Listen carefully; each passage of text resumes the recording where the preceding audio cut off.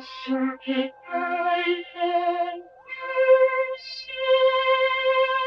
the CircuitPython Parsec today, I want to talk about using the Marquee scrolling feature of the LCD character display.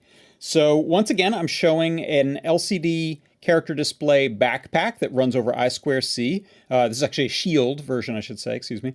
And this one has the RGB backlight. It is plugged into any Arduino Uno shaped board, in this case a Metro RP2040. And you can see here I've got some nice little text that is scrolling back and forth in two directions. I'm drawing it to the screen, then I'm sort of slowly scrolling it off screen, and then I'm zipping it back on screen a little faster. How does this work, you may ask? Well, I'll tell you. In CircuitPython, I'm importing the Adafruit character LCD library. I'm setting up a 16-column and 2-row display here over I2C. And then I am creating a little message here, which is this space CircuitPython Parsec space in quotes. And I'm just spacing it so that I can get off the screen and kind of hide everything and only have the first word show up. So with these, you have, I believe it's a 40-character buffer to write into, and you can have that off screen and bring that back on.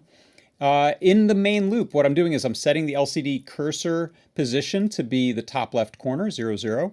And then I'm printing the message. So simply saying lcd.message writes the message out that first time when you see that come on.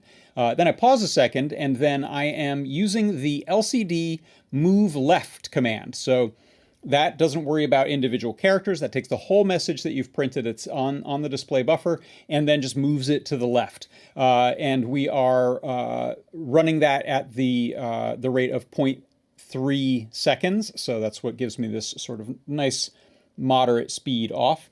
And then on the next loop through all of the characters within the message string there, I'm doing the lcd.moveRight.